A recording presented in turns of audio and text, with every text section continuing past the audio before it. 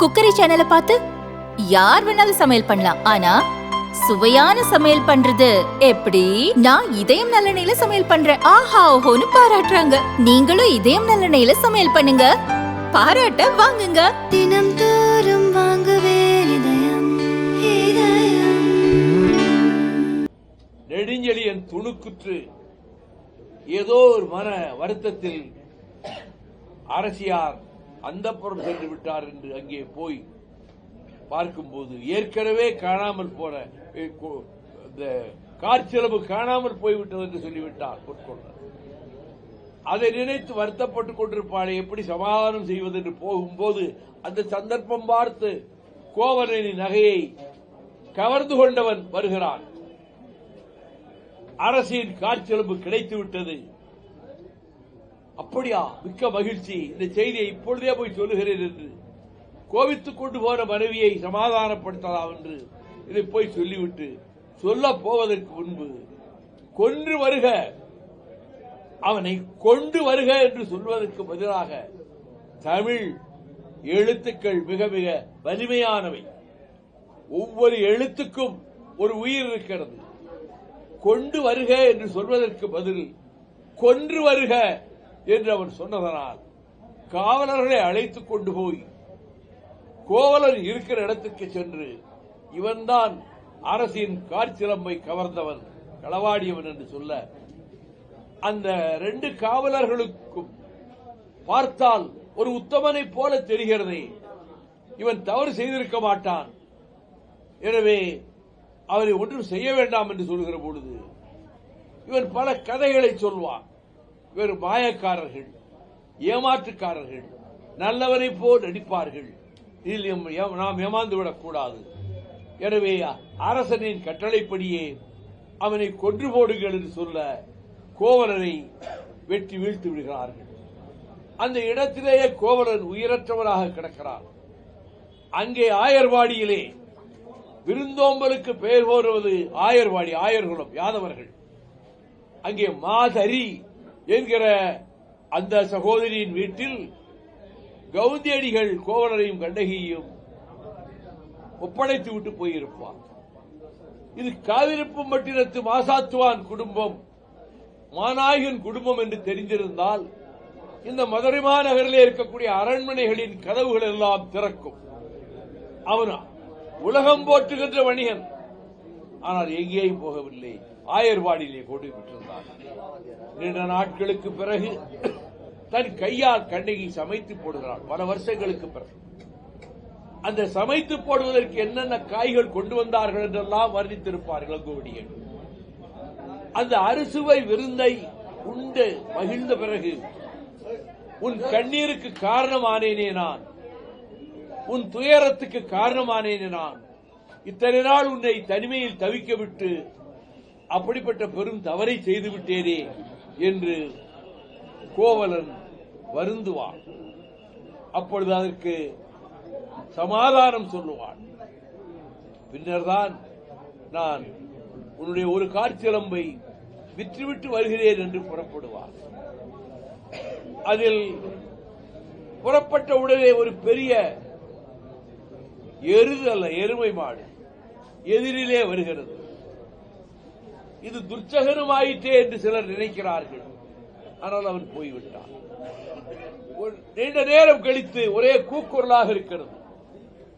அப்பொழுது மாதிரியின் இல்லத்தில் இருந்த ஐயை என்கிற அந்த பெண் ஓடி வந்து அங்கே நகரத்துக்குள்ளே சிலம்பு விற்க போற ஒருவர் அரசின் காற்சிலம்பை திருடியதாக குற்றஞ்சாட்டப்பட்டு கொலையுண்டு கிடக்கிறார், உயிரற்ற சடலமாக என்று சொன்னவுடன் கண்ணகி எரிமலையாக நெஞ்சம் புகைய அங்கே செல்லுகிறாள், பார்க்கிறாள்.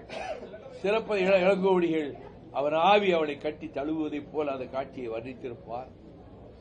இதற்கு காரணம் அரசின் காற்சிலம்பை என் கணவனா களவாடி விட்டார், இப்படியா குற்றச்சாட்டு என்று அரண்மனைக்கே செல்கிறாள்.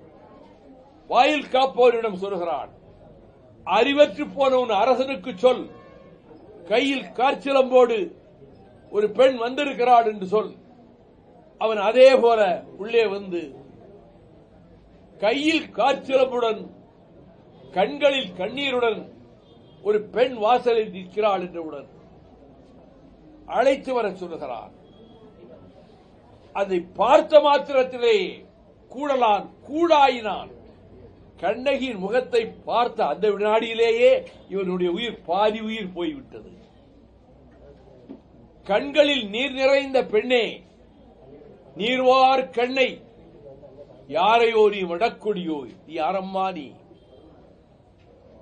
செல்வமும் செழிப்பும் நிறைந்த காவிரி பூம்பட்டினத்தில் பெருவணிக குடும்பத்திலே பிறந்த உத்தமனான கோவலனின் மனைவி, உன்னால் பொய் குற்றம் சாட்டப்பட்டு உயிரிழந்து போன கோவலனின் மனைவிதான் நான், என் பெயர் கண்ணகி என்று சொல்லுவார். கள்வனை கோரல் கடுங்கோல் அன்று. கள்வர்களை கொல்வது ஒன்றும் தவறல்ல, யார் கள்வன் என்று வாக்குவாதம் வருகிற பொழுது இது மிக நுணுக்கமாக பார்க்க வேண்டியது. அரசின் காற்சிலம்பை திருடியதாக கொண்டு வந்து கொடுத்தாரே, அந்த சிலம்பும் அங்கே இருக்கிறது. கையிலே ஒரு சிலம்பும் இருக்கிறது. அரசியின் சிலம்பு அல்ல, அது கண்ணகியின் சிலம்புதான். இளங்கோ எப்படி எழுதியிருக்கிறார் என்றால், இதை வாசுபா மாணிக்கம் இதை விளக்க ஒரு எழுதியிருக்கிறார். அந்த சிலம்பை உடைத்து உண்மையை வெளியே கொண்டு வருவோம் என்று கோவலனிடமிருந்து கைப்பற்றப்பட்ட சிலம்பு அங்கே வைக்கப்பட்டிருக்கிறது. அரசிக்கு இன்னொரு காற்சிலம்பு உண்டு, அதை கொண்டு வரவில்லை. இங்கே முன்வைக்கப்பட்ட சபையிலே வைக்கப்பட்ட சிலம்பை எடுத்து கண்ணகியை உடைக்கிறாள். அதற்கு முன்பு கேட்கிறாள். இவர் கேட்கிறார் அரசர், உன் காற்சிலம்பிலே என்ன பரல்கள் இருந்தன? என் காற்சிலம்பில் மாணிக்க பரல்கள் இருந்தன. அரசின் காற்சிலம்பில் முத்து பரல்கள் தான் இருக்கும். அந்த சிலம்பை எடுத்து கண்ணகி உடைப்பாள். அதிலிருந்து தெரித்த மாணிக்க பரல் நெடுஞ்செழியன் முகத்திலே வாயிலே போய் அறைந்தது. அது மாணிக்க பரல் என்று கண்டவுடன் தவறு நடந்து விட்டது, குற்றமற்ற கோவலன் கொல்லப்பட்டு விட்டார் என ஆணையார். யானோ அரசன், மன்பதை காக்கும் தென்புலங்காவல், என் முதல் பிழைத்தது கெடுக என் ஆயுள். மனிதகுலத்தை காக்கின்ற இந்த தென்புலத்து வேந்தர்கள் வழியிலே என்னால் அந்த அறம், அந்த நீதி செத்து போய்விட்டது. யானோ அரசன், யானே கள்வன், நான் அரசன் அல்ல, நான் தான் கள்வன் என்று அந்த இடத்திலேயே அவன் கீழே விழுந்து அவன் உயிர் துறக்கிறான். கொற்றக்குடி உடைந்து விழுகிறது. இந்த காட்சியை கண்ட பிறகும் கண்ணகியின் கோபம் அடங்கவில்லை. பற்றி எரியட்டும், இந்த மாளிகைகள், கூட கோபுரங்கள், அரண்மனைகள் எல்லாம் எரியட்டும். நற்றிரத்தாரை விட்டுவிட்டு பசு, பெண்டிர், குழந்தைகள், குற்றமற்றவர்கள் இவர்களை விட்டுவிட்டு மற்றவர்களை இந்த தீ எரிக்கட்டும் என்று கண்ணகி சபதமிடுகிறாள். இதிலே ஒரு செய்தியை பலர் சொல்ல மாட்டார்கள். இந்த செய்தி கேள்விப்பட்டவுடன் ஆயர்வாடியிலே இருந்து அடைக்கலம் கொடுத்த மாதரி, என் வீட்டுக்கு வந்தவர்களுக்கா இந்த கதி என்று தீயை வளர்த்து அந்த தீயிலே பாய்ந்து அங்கே தன் உயிரை போக்கிக் கொண்டார். அடைக்கலம் கொடுத்த மாதரி யாதவர்களுக்கு பெண் இந்த செய்தி கேள்விப்பட்டு தீக்குளித்து தீயிலே பாய்ந்து தன்னை மாய்த்துக் கொண்டார்.